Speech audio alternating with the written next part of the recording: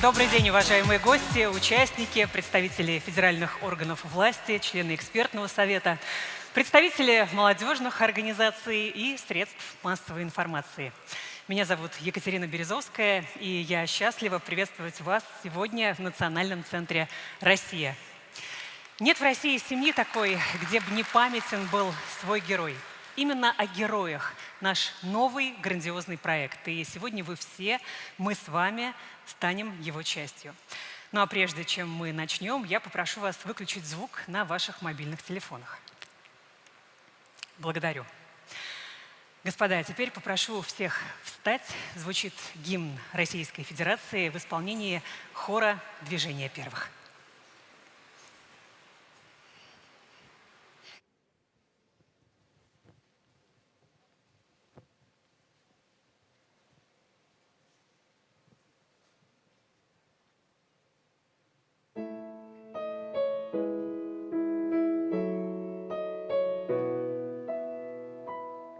Россия священная наша держава, Россия любимая наша страна. Могучая воля, великая слава, твое достояние на все времена. Славься, Отечество наше свободное, братских народов союз вековой, предками данная мудрость народная. Славься, страна, мы гордимся тобой. От южных морей до полярного края раскинулись наши леса и поля. Одна ты на свете, одна ты такая, хранимая Богом родная земля. Славься, Отечество наше свободное, братских народов союз вековой, предками данная мудрость народная. Славься, страна, мы гордимся тобой. Широкий простор для мечты и для жизни, грядущие нам открывают года. Нам силу дает наша верность отчизне. Так было, так есть и так будет всегда. Славься, Отечество наше свободное, братских народов союз вековой, предками данная мудрость народная. Славься, страна, мы гордимся тобой.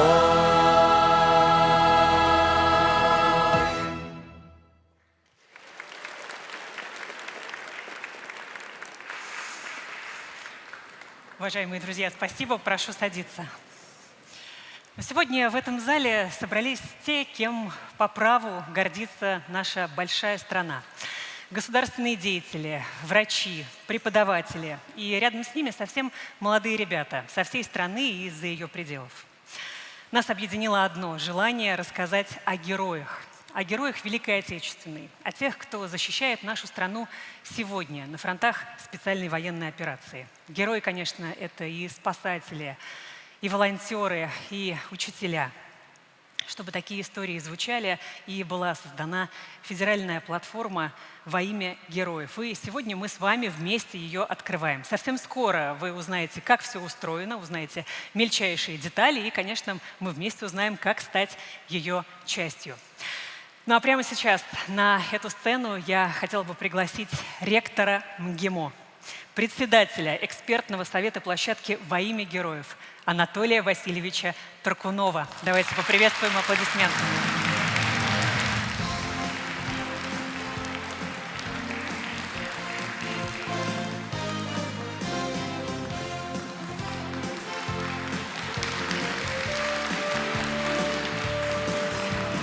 Пожалуйста.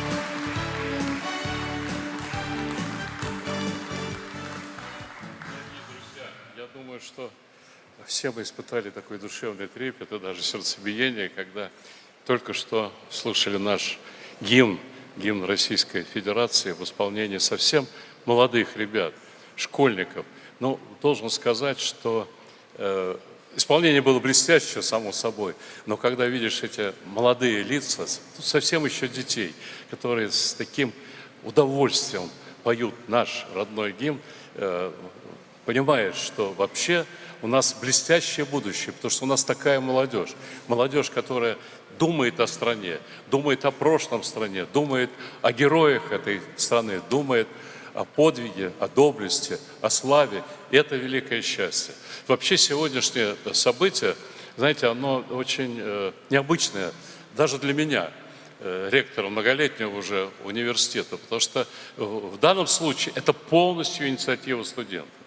И ребята, когда предложили создать такую платформу, они руководствовались тем, что сегодня очень важно говорить о подвигах наших героев, говорить о наших героях. И вспоминая героев Великой Отечественной войны, вспоминая героев послевоенных пятилеток, восстановления народного хозяйства, думая о героях нынешней специальной военной операции, мы понимаем, что, конечно, это не только те, кто на фронте воюет, но и те, кто обеспечивает борьбу наших воинов на фронте. Это, и, как говорилось сегодня, и волонтеры, и врачи, и учителя, и педагоги. Вообще, герой – это очень широко понимаемое слово, понятие. И для того, чтобы осознать, кто сегодня герой, мы должны просто вспомнить и вспоминать все время и о тех, кто был до нас, наши пращуры, наши деды, отцы, ну для многих из вас это уже прадеды, думать о тех, кто отстаивал честь, достоинство нашей страны в самые разные годы. Это в том числе те, кто создавал славу нашего Отечества и на фронтах, и в трудовых доблестных боях, и в спорте. И я сегодня, когда вот мы собирались, было какое-то время повидаться с коллегами, которые подошли на сегодняшнюю встречу, испытал действительно такой трепет, даже когда увидел дважды героя нашего известного космонавта, общественного деятеля советского, когда увидел своего давнего и любимого друга Фетисова, который прославлял спортом нашу страну, когда увидел героев СВО, некоторые из них с 2 звездами на груди. Понимаете, вот когда мы все собираемся, и когда нас видят, слушает молодежь, слушает наших героев, мы понимаем, что, во-первых, есть непрерывная связь поколений, очень такая важная связь, генетическая связь с теми, кто постарше вас. Но есть и совсем молодые люди, которые сегодня сражаются за наше Отечество на фронте, те, кто обеспечивает их успешные боевые действия, обеспечивает их жизнь, обеспечивает их здоровье. Мы должны о них и помнить, и говорить.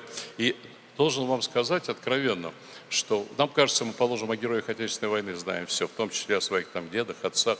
А оказывается, нет. Когда Министерство обороны опубликовало документы, связанные с представлением к тем или иным наградам наших героев, ну, как говорится, немножко о своей семье.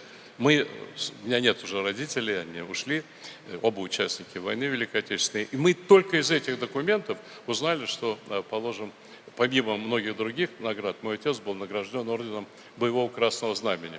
Но был ранен, попал в госпиталь, приказ был подписан, указ был подписан, но он после госпиталя попал в другую армию, на другой фронт, и этого ордена у нас в семье нет.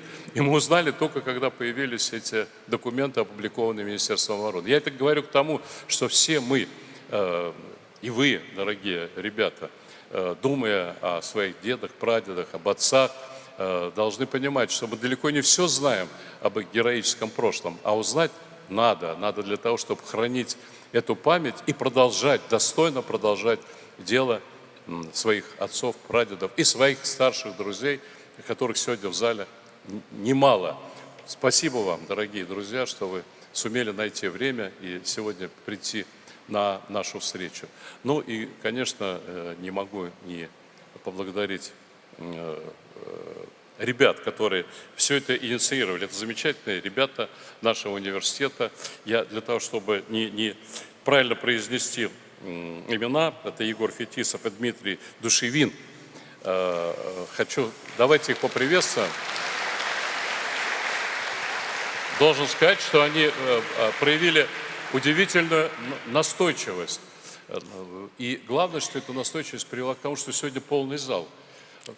Откровенно меня даже это, немножко удивило, потому что я понимаю, как не просто в наше время, особенно сейчас весной, организовать вот такое гигантское совершенно событие с таким большим участием молодых людей, студентов, школьников, кадетов, вижу.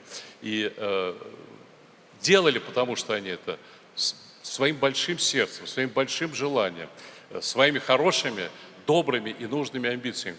В таких делах всегда нужно и амбициозность проявить.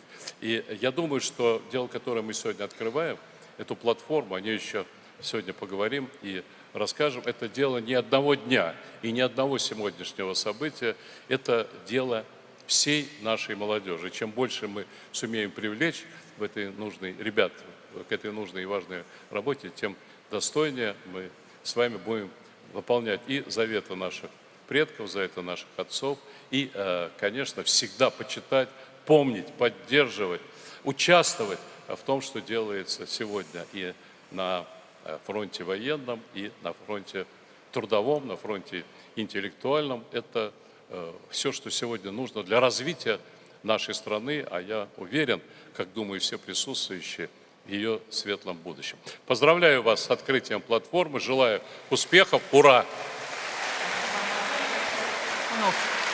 Ну, действительно, как Анатолий Васильевич сказал, наши герои живы, пока живет память.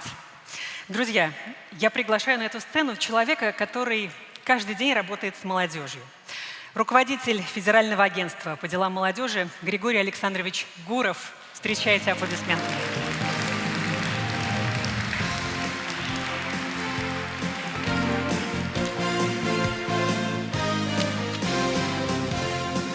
Здравствуйте, пожалуйста. Очень приятно и удобно выступать после старшего, когда он уже все сказал на самом деле. И можно несколько раз, Анатолий Васильевич, спасибо большое, цитировать вас только. И самое главное, я хотел поблагодарить МГИМО и МИД России за то, что это инициатива молодых ребят, которая вырастает в большой страновой проект. И это как раз показатель, когда мы говорим про Россию, страну возможностей, это и есть то ценное, что у нас есть, когда любая инициатива, она может быть развернута до большого, отличного проекта, который очень своевременен, важный. Действительно, герои, ребята, мужчины, женщины, девушки, те люди, которые сейчас спасают нашу страну, они являются большими, такими важными маяками для молодых людей, потому что любой молодой человек, когда растет, он должен видеть, каким я могу быть, как действовать, что делать, как говорить. И вот этот вот эталон, его важный, нужно показывать, рассказывать и почитать, и вот эти образы продвигать для всех молодых людей. Поэтому огромное спасибо. Мы в этом плане вместе работаем и делаем. Поэтому спасибо большое и действительно хорошего старта, хорошему проекту. Спасибо. Спасибо, Григорий Александрович, спасибо. Друзья, да на самом деле каждый человек, который выйдет сегодня на эту сцену, он приоткроет свою грань нашего сложного, объемного разговора о героях, привнесет какую-то свою лепту. Ну а прямо сейчас для вас поет СТ. Встречайте. Всем здравствуйте.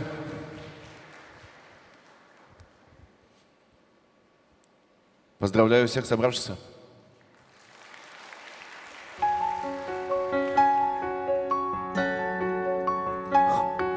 Вновь ночи без сна, так приходит весна, так на сердце теплом вытесняется стужа. Вновь ночью луна с ним дежурит одна, отражаясь, как в зеркалах в этих пасмурных лужах. Вдаль смотрит пристально взгляд, и обратно летят перелетные гордые птицы. Он пример для ребят, тех, кто также не спят, охраняя границы. Дай ему сил, чтобы он победил, чтоб вернулся домой и воцарил мир. Дай ему сил, чтобы он победил. Он для старших герой, а для молодых кумир. И ни шагу назад, пускай дождь или град, он не ради наград, а по долгу отечеству и сердце зову. Он пример для ребят, в ночь уходит отряд, и он сдержит им каждому данное слово. Вдаль светит свет из окна, наша вера сильна, а в единстве и мужестве сила. С ним спокойна страна, всегда что бы ни происходило. Дай ему сил, чтобы он победил, чтоб вернулся домой и воцарил мир. Дай ему сил, чтобы он победил. Он для старших герой, а для молодых кумир.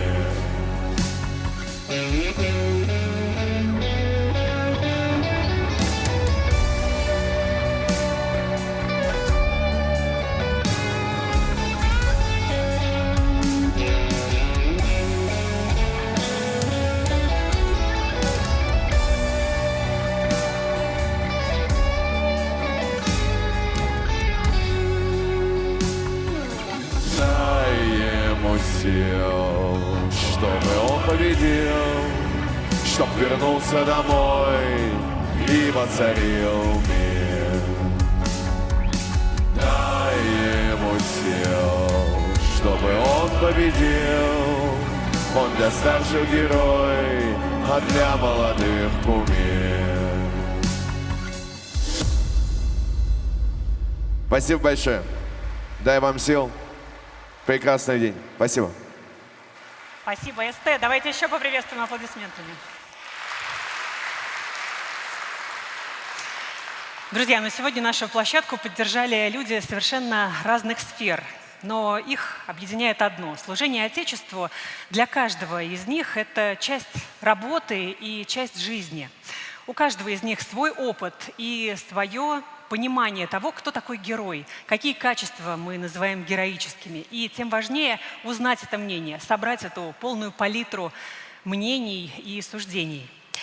Каждый из гостей, конечно, который выходит на эту сцену, обязательно расскажет нам, почему такая платформа, как «Во имя героев», нужна именно сегодня, именно в наше время. И мы благодарны нашим спикерам, нашим участникам, дорогим гостям за искренность, за открытость, готовность к диалогу.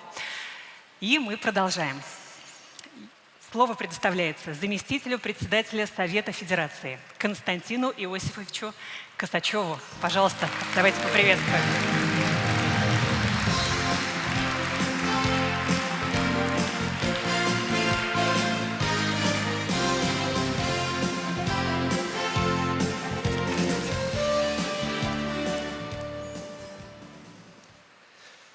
Добрый день, дорогие друзья. Разумеется, тоже начну со слов абсолютно искренней благодарности тем, кто этот проект, эту платформу, эту площадку придумал, организовал, кто собрал всех нас в этом чудесном национальном центре, потому что, наверное, нет сейчас более важных тем и нет сейчас более важных эмоций, чем те, которые все мы, я уверен, испытываем, собравшись вместе. Это действительно чудесный проект, и с моей точки зрения у него несколько измерений. Во-первых, он, понятно, о героях, он о подвиге, он посвящен нашему прошлому, он посвящен нашему настоящему, а значит, он посвящен нашему будущему. И у каждого подвига есть конкретное имя, чья-то жизнь, и это, возможно, ваш сосед, ваш друг, ваш родственник. Второе измерение очень важное, то, что этот проект не для молодежи, придуманный кем-то постарше и поопытней. Это действительно по-настоящему молодежный проект, потому что сегодня буквально у каждого из вас и у ваших сверстников есть совершенно реальная возможность внести свой вклад, сделать этот подвиг из прошлого, из настоящего достоянием всех и каждого. И третье важнейшее измерение – то, в каком формате этот проект будет реализовываться. Это цифровой формат, это та сфера, в которой, конечно же, проводит сейчас основную часть своей жизни молодежь. И уверен, все больше и больше молодых ребят осознает, что это пространство не только для общения, не только для развлечений, но это очень важная площадка для самовыражения, для того, чтобы заявить свою позицию. И я искренне рад тому, что этот проект действительно объединяет людей по горизонтали, и по вертикали, поколения, живших до нас, живущих сейчас, тех, кто будет жить затем. И каждый, я уверен, найдет в нем что-то свое, что-то личное. Я, откликаясь на призыв ведущей, буквально несколько слов о своем личном. Мой дед Евстафий Фасович Санников, он погиб 9 декабря 1941 года, недалеко отсюда, под Москвой. Он не успел дослужиться до орденов и медалей. Это был один из первых его боев, той страшной зимы 1941-го, когда 5 декабря произошел перелом. Это сейчас дата нашей боевой летописи, нашей славной истории. 8 декабря Гитлер издал, я уж не знаю, что он там издавал, декрет, указ, который переквалифицировал московскую операцию для немцев из наступательной в оборонительную. Мы развернули тогда немцев. И среди тех, кто их развернул, был мой дед, который погиб на следующий день, 9 декабря. И мы прожили, мои родители, я, мы прожили всю жизнь, не зная о его подвиге. И только благодаря тому, что появились эти оцифрованные архивы Министерства обороны, память народа, подвиг народа, мы нашли его, мы сделали все, чтобы его имя появилось на братской могиле в селе Спас-Заулок, здесь под Клином, под Москвой. Но мой двоюродный дед, второй, Санников, его брат, погиб уже позже, в 1943 году, освобождая Харьков. Это современная Украина. И мы тоже не знали его судьбы, и мы тоже нашли его память, и мы тоже восстановили его имя на братской могиле под Харьковом. И сейчас я вдруг понял, что наши бойцы специальной военной операции, сегодняшние герои, на самом деле, помимо всех боевых задач, которые они выполняют, они ведь защищают те братские могилы времен Великой Отечественной, которые, к сожалению, наши в прошлом братья по оружию сейчас предают забвению, а то и уничтожают физически, возвеличивая таких негодяев, как, скажем, Коновалец или Бандера, чей прах пытаются перенести сейчас и расположить где-то по соседству с теми могилами, где лежат настоящие герои. И поэтому наш проект, наша платформа «Во имя героев», она, конечно же, не только о прошлом, И она, конечно же, не только о настоящем. Она о нашем будущем, которое обязательно будет победным, которое обязательно будет светлым, которое обязательно будет настоящим. И оно в наших, оно в ваших руках. В добрый путь, дорогие друзья! Спасибо огромное. На самом деле очень важные и нужные слова сейчас прозвучали о том, какая невидимая нить, наша память, она связывает не только людей, она связывает поколения, города, страны и наполняет нас чем-то особенным, делает нас теми, кто мы есть. Спасибо огромное. Мы продолжаем. Передаю слово заместителю председателя Государственной Думы Анне Юрьевне Кузнецовой. Давайте поприветствуем.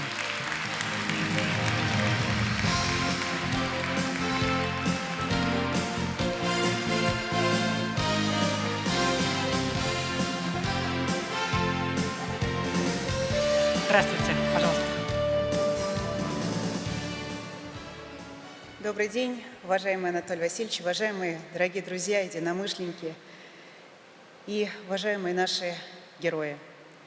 Дорогие друзья, мы знаем хорошо поговорку «Скажи мне, кто твой друг, и я скажу, кто ты».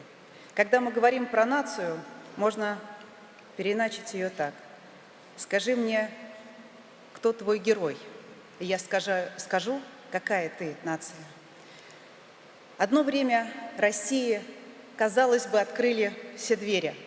Но в эти двери пошло не самое лучшее, а самое страшное. Нашей молодежи, нашим детям и взрослым говорили: верьте во что хотите, делайте что хотите. И наша политика в отношении воспитания детей и молодежи была разная, в разное время. Доходило до того, что образование становилось услугой. Сегодня мы изменили свою позицию. Благодаря позиции президента задачи по воспитанию поставлены во главу угла. Сегодня они вошли в указы президента. 809 указ президента содержит основные наши ценности. И мы точно знаем, во что мы верим. Сегодня мы точно знаем, кто герой нашей страны. Мы знали и раньше. Но сегодня все больше людей объединяется вокруг этих точных и правильных ориентиров. С началом специальной военной операции Россия, как всегда бывало в сложные времена в нашей стране, это новое время породило новых героев. Вернее, мы увидели их, которых не было видно раньше.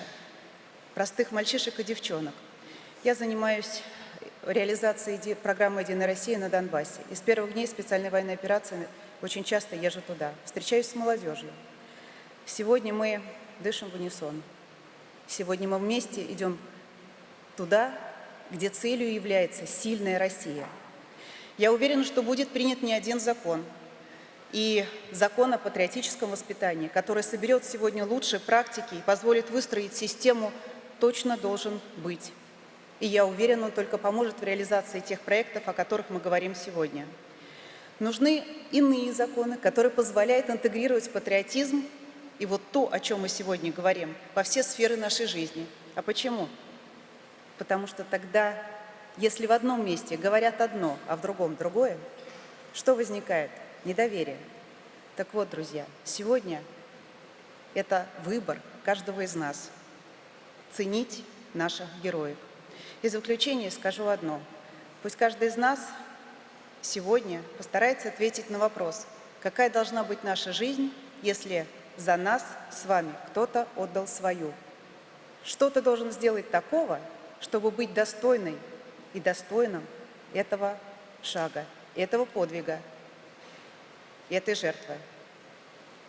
На великой миссии и ценностях наших героев строится величие нашей страны.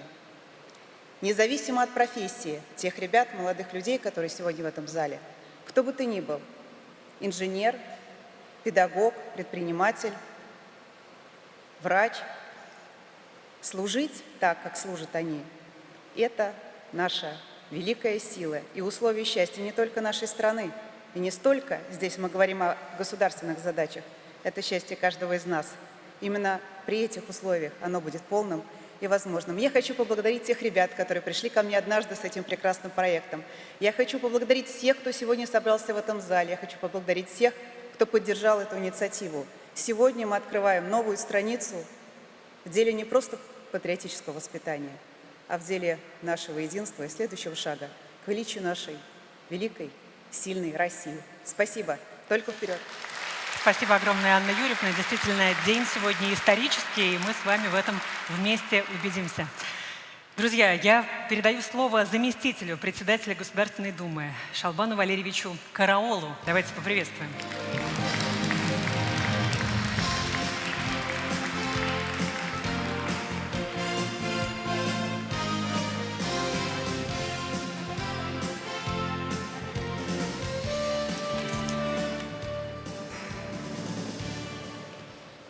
Уважаемый Анатолий Васильевич, дорогие ребята, вы большие молодцы.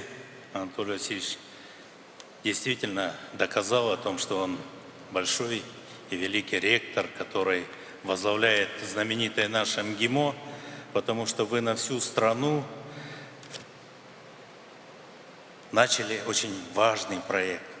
Он наверняка обязательно коснется и тех наших земляков, людей, которые живут на Дальнем Востоке, и в Калининграде, и на югах, и на севере. А я вот представляю Сибирь. Сибирь. И вот когда я ездил к ребятам туда, на фронт, встречался с ними, мы занимались, вот Анна Юрьевна только что сказала о том, что, будучи представителями парламента по поддержке СВО, у нас была такая рабочая группа, мы ездили и занимались таким важным делом, когда президент дал указание о том, чтобы вернуть ребят за парты. Очень важно, чтобы они вернулись и продолжили свою учебу. Война войной, она рано или поздно закончится победой, и мы знаем об этом, но вот нужно созидать, нужно развиваться. Поэтому мы, возвращая ребят за партой, я вот также, когда они сидели перед нами в аудитории, обращаясь к ним, сказал: представляете, говорю, я тоже, ребята, представляю русский мир.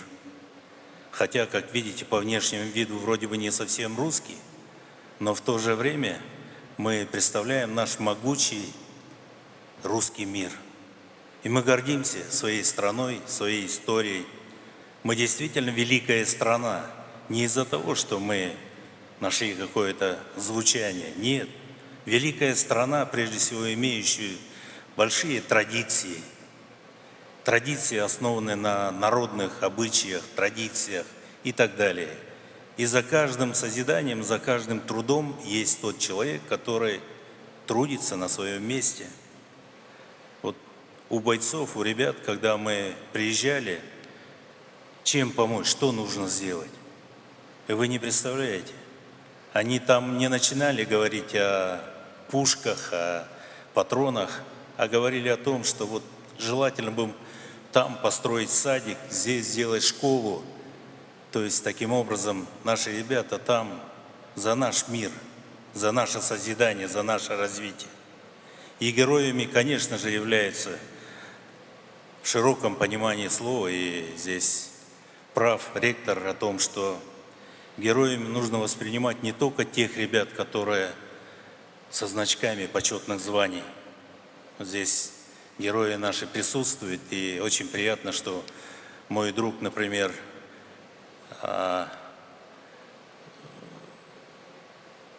говорит например, говорит о том, что ты знаешь, я выжил благодаря памяти о семье. Вот ты, когда я умирал, я вспоминал своих детей, они мне указывали путь, что нужно вставать и нужно идти. Вот он, например, выжил благодаря памяти о семье. Я горжусь тем, что здесь среди вас также сидит Дмитрий, герой Российской Федерации, мой друг, который возглавляет, является лидером боевого братства.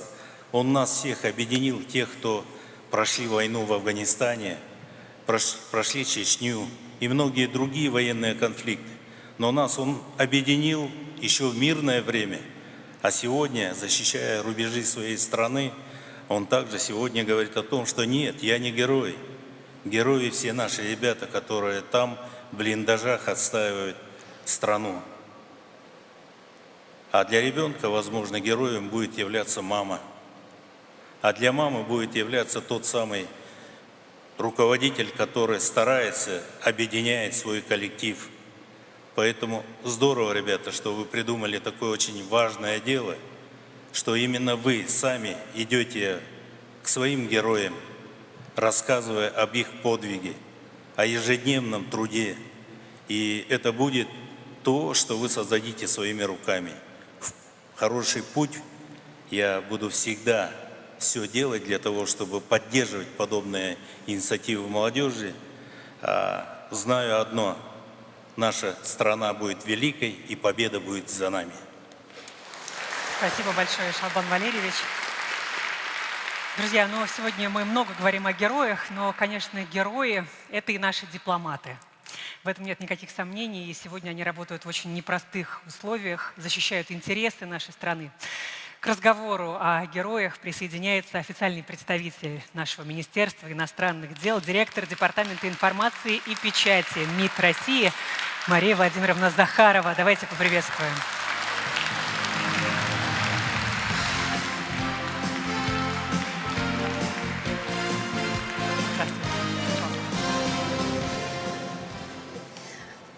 Уважаемые друзья и коллеги, я вышла с папкой, но лекции не будет. Я хочу, во-первых, обратиться, конечно, к Наталью Васильевичу Туркунову.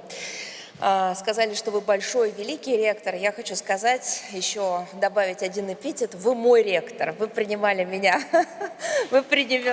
в студенты, вы меня выпускали. И вот я здесь. Так что это все не чудеса, это все то, что делает МГИМО каждый день на протяжении многих лет. Несмотря на разные исторические эпохи, несмотря на разные вызовы, МГИМО дает возможности уникальные для самореализации. Чего мы только не проходили. Мы проходили разное. Мы проходили слом эпох 80-е и 90-е. Мы проходили вызов международного терроризма на Северном Кавказе, 90-е, начало 2000-х. Проходили страшные экономические потрясения, вызванные мировыми кризисами. И каждый раз все эти риски и вызовы МГИМО превращал в возможности для своих студентов, для тех, кто так или иначе, будучи аспирантами, будучи профессорско-преподавательским составом или просто посещающим программы этого вуза, заинтересованным молодым людям открывал возможности, превращая риски и вызовы, по большому счету, в такой настоящий шанс. Вот я слышу сегодня слова и выражения, нам всем известные, о том, что мы великая страна, мы страна с колоссальной историей, страна цивилизация, победа будет за нами, нет в этом никаких сомнений, есть только маленький нюанс. Вы тут не думаете, что эту победу куют какая-то небольшая часть нашего общества, только на передовой, или только те, кто создают вооружение, или те, кто материально обеспечивают фронт. Нет. Без тыла победы не бывает. Не бывает победы без усилий гражданского общества, всего общества в целом. И один из фронтов, где разворачиваются самые ожесточенные сражения, это фронт нашей памяти, исторический фронт. Потому что тот вызов, который брошен нам, он не только про день сегодняшний, и он не только про день вчерашний, он самое главное, про день грядущий, про будущее. А ведь вспомните, что говорил Ломоносов. Народ, не помнящий своего прошлого, не имеет будущего. С нами решили повоевать за будущее, отменяя прошлое. Это не мы пришли к этому выводу, это предки, это так история формировалась. Кому отменяют прошлое и кто на это дает согласие, у того нет будущего. Это будет будущее кого угодно, только не наше с вами. Каждый из вас каждый, я сейчас обращаюсь к ребятам, школьникам, те, кто готовится в вузы, те, кто, может быть, пойдет своей какой-то дорогой, но те, кто сейчас действительно может и хочет стать участниками этого проекта. Вы тоже можете внести свой конкретный вклад в победу.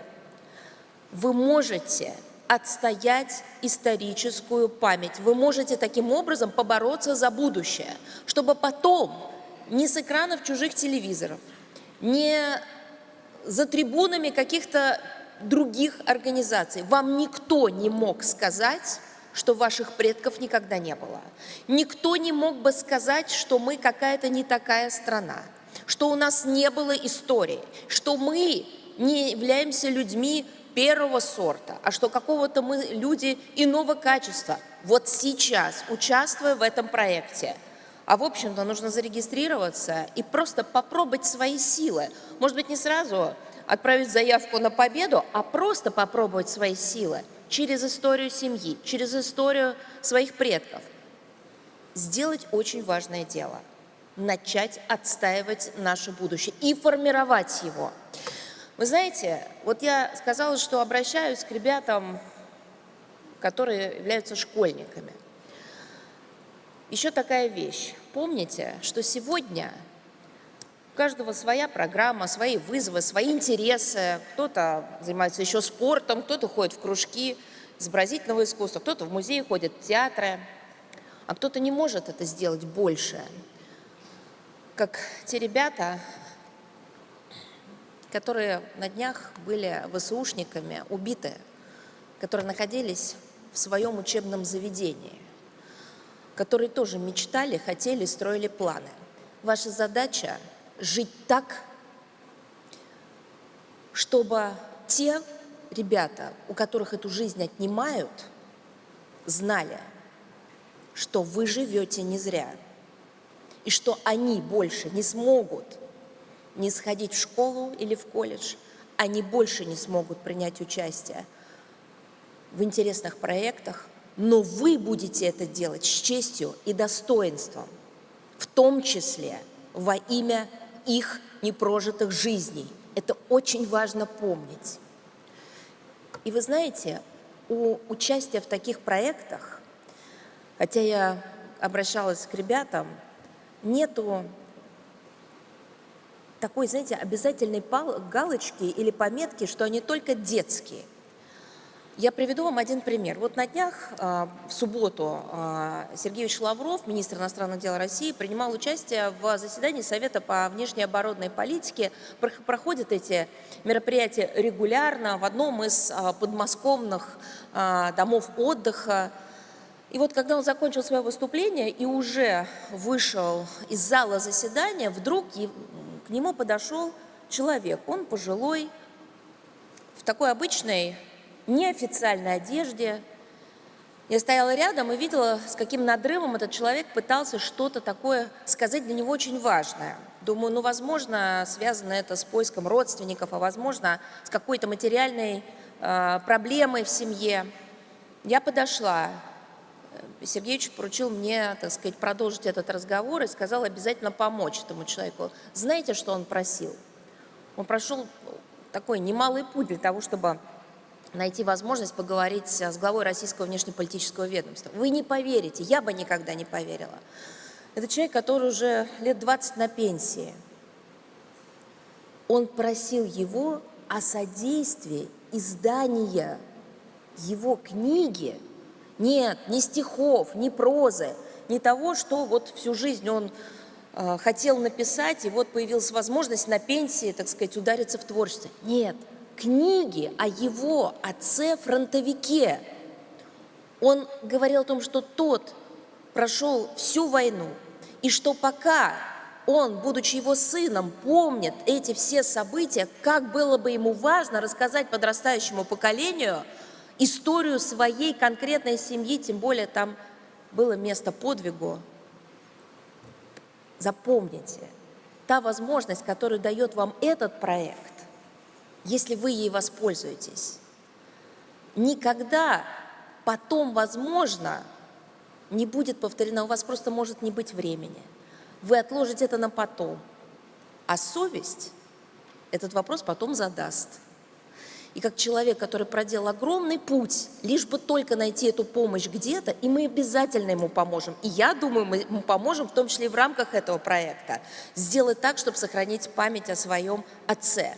Помните, что можно это откладывать на потом, но когда это потом наступает, бывает мучительно больно за то, что не успел это сделать раньше. Пользуйтесь этой возможностью. И закончу я словами великого нашего классика Александра Сергеевича Пушкина. «Клянусь честью, — говорил наш великий поэт, и, кстати говоря, дипломат тоже, — что ни за что на свете я не хотел бы переменить Отечество или иметь другую историю, кроме истории наших предков, такой, какой нам Бог ее дал». Спасибо за внимание. Спасибо, Мария Владимировна. Действительно, на потом откладывать не нужно, и сегодня мы обязательно расскажем, как принять участие в этом проекте, расскажем все мельчайшие детали, наберитесь терпения, все самое интересное еще впереди. Но, конечно, главное богатство нашей страны – это люди, и об этом не раз говорил президент. Люди – это наше главное богатство, наша главная ценность, и, наверное, это мог бы быть лейтмотив нашего проекта «Во имя героев».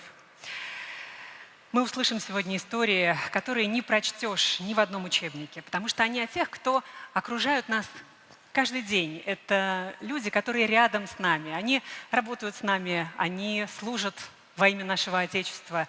Они совсем близко, и они герои. И именно в этих людях характер и, наверное, душа нашего народа.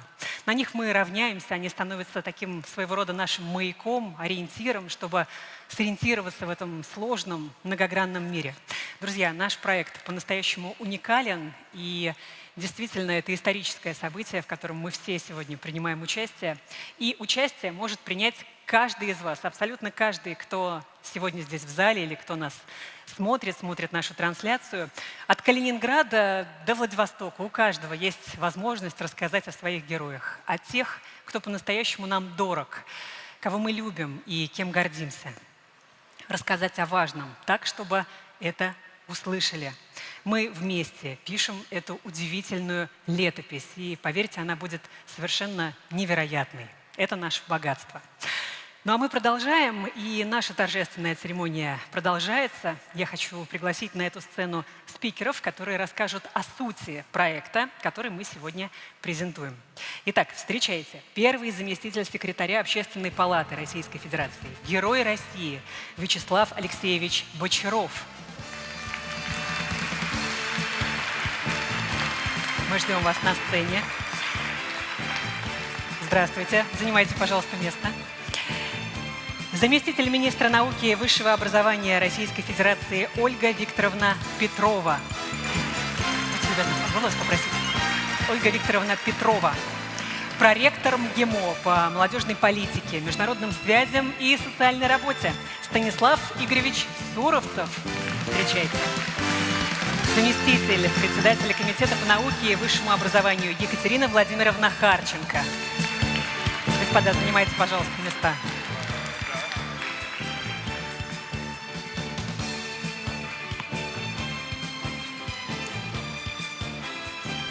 Пожалуйста, занимайте свои места. Екатерина Владимировна Харченко, и вас тоже мы очень ждем. Впереди, я надеюсь, объемный, интересный, детальный разговор о нашем проекте. Здравствуйте. День сегодня, как мы уже сказали, исторический. Ну, конечно, хочется узнать мельчайшие детали этого проекта, как он родился, что нужно знать участникам, кто может принять участие, каким образом. В общем, господа, мы ждем от вас мельчайших подробностей. Екатерина Владимировна, может быть, вы начнете? Здравствуйте, дорогие друзья, единомышленники. Я счастлива здесь быть, на этой сцене, ведь те самые Дмитрий Душевин и Егор Фирсов написали мне в социальных сетях.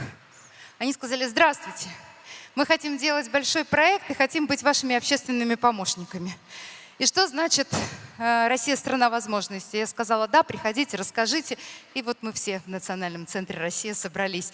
Аплодисменты нашим талантливым студентам, которые используют все возможности. После этого мы стали собирать дружную команду организационного комитета. Сейчас там более 150 значимых взрослых. Многие из них выступали или сейчас сидят на этой сцене. И больше 120 депутатов Государственной Думы из 28 комитетов поддержали инициативу ребят. Ведь на самом деле, я даже написала текст, но не буду формальничать. Вы знаете, герои действительно, они были, есть и будут на русской земле. Я в парламенте представляю Курскую область, наше приграничье. И вот когда вспоминаем слово о полку Игореве, помните, о куряне, бывалые воины и так далее по тексту. И сегодня куряне, которые, например, принимали участие в операции «Поток», освобождая Суджу. Другие герои нашего времени, которые добывают на полях сражения победу. Но герои есть в каждой семье. В моей семье, например, это моя бабушка, учитель истории, которая воспитала меня, которая водила меня в музыкальную школу, на танцы, на английский, которая привела мне любовь к малой родине и к профессии педагога, и вся моя жизнь связана с образованием. В общем, после того, как нас поддержали коллеги, спасибо, нас поддержали в правительстве, в родном Министерстве науки и высшего образования, в Росмолодежи. То есть, мне кажется, нет ни одного коллеги, который бы сказал, что да нет, пусть сами занимаются. Все поддержали. И после этого мы выиграли грант. Спасибо Росмолодежи за такую прекрасную инициативу. Теперь у ребят есть ресурсы для того, чтобы создать действительно очень мощный сайт, куда любой житель, не только молодежь, но и мы, взрослые, должны своим примером показать и загрузить какое-то видео или рассказ. Есть очень много форматов, как это можно сделать. Я думаю, коллеги из МГИМО более подробно расскажут. Но идея в том, чтобы через этот проект объединить поколения. Ведь для того, чтобы написать о своем герое, например, о своей первой учительнице, нужно позвонить ей, спросить, как у нее дела. А если она на пенсии, представляете, как ей будет это приятно.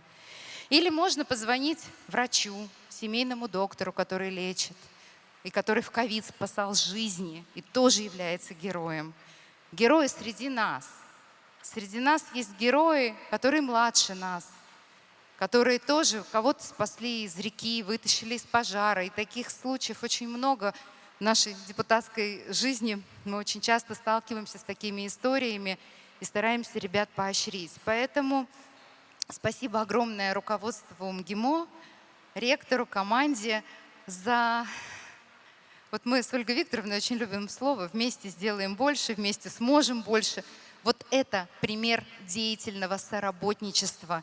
И в моих глазах все, кто поддержали проект «Во имя героев», настоящие герои. И мы действительно вместе сможем воспитывать молодежь не просто словами, не просто по каким-то методическим рекомендациям, а своими делами, своими поступками, своей жизнью. И именно поэтому, я думаю, проект получил вот такое всероссийское одобрение, поддержку, и мы здесь даем старт этой замечательной инициативе, которая свяжет между собой вот такой невидимой нитью школьников, студентов, педагогов, профессоров, депутатов, бизнесменов, ученых, политиков, родителей, объединит семьи, объединит поколения. И действительно мы еще лучше узнаем свои корни, еще лучше узнаем своих близких. Ведь порой в суете, вот в этом забеге 21 века, нам некогда остановиться и поговорить с мамой, с папой, с бабушкой. Дорогие ребята, обращаюсь сейчас к вам. Вы должны все успевать. И учиться, и заниматься спортом, наукой. Вы большие молодцы в волонтерской деятельности. Но обязательно нужно знать историю своей семьи, своей малой родины и своей любимой России, которая для вас сегодня Россия – страна возможностей. Спасибо огромное, Екатерина Владимировна. Ольга Викторовна, может быть, вы добавите несколько слов об этом проекте? Почему он нужен именно сегодня? Он же родился в нужное время, в нужном месте. Да, спасибо большое. Но я, во-первых, позвольте всех поприветствовать. Может, мне как-то привычнее стоя. Можно прямо с места, как вам удобно. всех поприветствовать от лица министра науки и высшего образования Валерия Николаевича Фалькова и тоже вспомнить тот момент, когда пришли ребята со своей идеей, они тогда были студентами первого курса, и мы, конечно, сразу созвонились с Станиславом Игоревичем, как куратором всех студентов МГИМО. И мы видим, как ребята, которые не побоялись сделать большое дело, получили такой результат, что сегодня мы все в центре России. И здесь очень много студентов, много школьников. Я хочу, наверное, сказать каждому из вас, уважаемые наши ребята, что вы также можете сделать и предложить проект, идею, которая поддержит все те значимые взрослые, которые уже выступили на сцене, которые присутствуют в зале, герои нашей страны, те самые люди, которые ежедневно вносят значимый вклад в развитие нашей великой России. И, безусловно, знать прошлое – это необходимо для того, чтобы строить настоящее. Проект, который сейчас стартует с мая месяца и до ноября месяца, являясь этого года, став такой большой федеральной площадкой, на которой будут размещены истории людей, простых людей, которые стали героями. Это, безусловно, новая летопись нашей великой России. И я тоже хочу сказать большое спасибо всем преподавателям, наставникам, которые тоже находятся здесь, среди нас, потому что вы именно те значимые взрослые для наших студентов. И я очень бы хотела, чтобы этот проект, начавшись в этом году, продолжался и именно стал таким значимой федеральной площадкой, которая будет объединять все наши поколения. Удачи ребятам. Я думаю, что они сейчас тоже выйдут, наши два героя, Егор и Дмитрий, и уже в подробностях расскажут, как сделать тот самый шаг, первый шаг, чтобы платформа, начав, стала активной платформой, которая будет притягивать к себе все больше и больше участников. Удачи! Коллеги, я предлагаю, прежде чем, возможно, мы позовем ребят на эту сцену, рядом со мной герой России Вячеслав Алексеевич Бочаров. Удивительные люди сегодня собрались в зале, и этот проект дает невероятную возможность познакомиться с настоящими героями, с тем, кем гордится страна. На ваш взгляд, в чем самая главная ценность этого проекта? Вот как вы считаете? Добрый день, уважаемые участники сегодняшнего мероприятия. Я 37 лет прослужил государству, 25 лет в воздушно-десантных войсках, 12 лет в антитеррористическом подразделении Федеральной службы безопасности. И это позволяет мне сейчас на личном опыте сказать, что проект «Во имя героев» очень важен. Но в то же время я хотел бы обратить внимание, что Российская ассоциация героев осуществляет проект «Вахта героев Отечества», когда герои приезжают в регионы и выступают в учебных заведениях разного профиля. У Федерального агентства по делам молодежи есть проект «Диалоги с героями». Они все в той или иной мере сопричастны. И я думаю, что должны уметь взаимодействовать организаторы этих проектов. Вот у генералиссимуса Суворова Александра Васильевича есть слова: «Возьми в пример себе героя, следуй за ним, догони, обгони, слава тебе». Мы только в 20 веке трижды меняли политико-экономическую формацию нашего государства. Царская Россия, Российская империя, Советский Союз, Российская Федерация. Но смена политико-экономической формации не означала, что защита Отечества не важна. Вы помните фильм «Офицеры»? И там офицер царской армии, бывший офицер царской армии говорит: «Взводный, есть такая профессия – Родину защищать». И мы должны помнить героев всех времен. И тех, которые были со времен, как говорится, Куликовской битвы, до нашего современного времени. Вот возьмем специальную военную операцию. Одним из первых героев Российской Федерации был Нурмагомедов Нурмагомед Энгельсович. Его отец награжден 3 орденами мужества. Это ли не пример для подражания? Возьмите афганские события. 86 героев Советского Союза, 8 героев Российской Федерации. Когда Николай Чепик совершил подвиг, жертвенный подвиг самопожертвования, подорвал себя в окружении противника. Возьмите пример летчика Антонова, который вот в 23-м году направил свой самолет на колонну бронетехники противника. Он ведь повторил такой же подвиг, как в свое время Николай Гастелло в годы Великой Отечественной войны.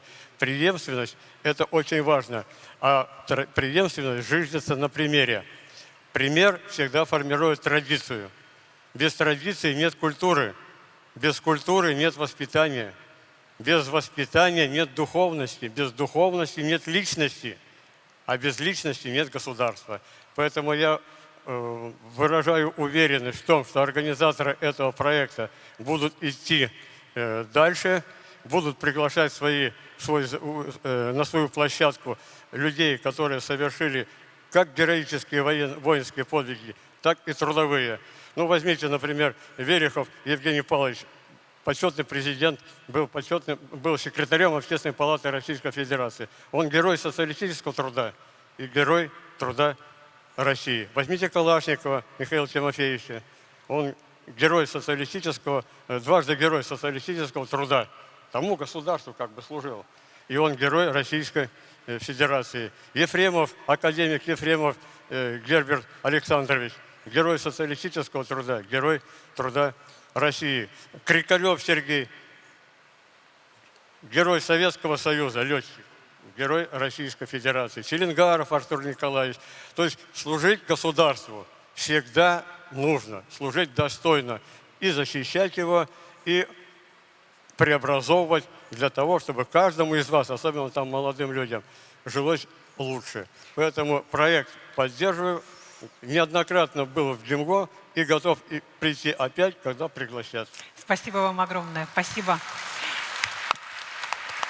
Коллеги, на самом деле очень много важной информации вот здесь, на этих экранах. Я знаю, что Станислав Суровцев наверняка расскажет нам еще какие-то очень важные детали про проект «Во имя героев». Пожалуйста, вам слово. Да. Если можно, с места. Если можно, с места. Конечно, конечно. Спасибо. Я, с вашего позволения. Уважаемые коллеги, дорогие друзья, я хочу сказать на самом деле коротко 2 вещи. Во-первых, я сердечно благодарю всех, кто поддержал этот замечательный проект. Это действительно, мы обменялись только что с коллегами мыслями, и инициатива ребят, она действительно привела нас на центр. И второе, я хочу сказать, что все те социальные лифты, все те механизмы поддержки, все те инструменты, которые есть у нас в России, есть сегодня в отрасли работы с молодежью, они действительно работают. И вот этот вот проект, он ровно, и то, что мы сегодня здесь собрались и имели честь выслушать, и нам, кстати, предстоит еще не менее авторитетная панельная дискуссия с нашими высокими гостями, которых мы тоже сердечно благодарим за то, что они поддержали этот проект и приехали выступить здесь в панельной дискуссии. Все это говорит, друзья, то, что здесь сейчас перед нами 1500 заинтересованных ребят, которые приехали сюда в понедельник днем, в конце весны, все это говорит о том, что эти механизмы реально работают. И у 2 ребят, 2 студентов университета есть возможность получить поддержку и, собственно, вывести свой проект на глобальный федеральный государственный уровень. Я безумно этим горжусь и хочу, надеюсь, что меня простит и протокольная служба, и наш уважаемый модератор, и хочу позволить себе пригласить ребят Егора Фирсова и Дмитрия Душевина на эту сцену. Действительно, мы сегодня столько слышали о Егоре и Дмитрии. Хочется уже увидеть их на этой сцене и рассказать вообще, как все начиналось. Именно так. Мне кажется, да, лучше вас, друзья, не расскажет никто об этом проекте, поэтому вам слово.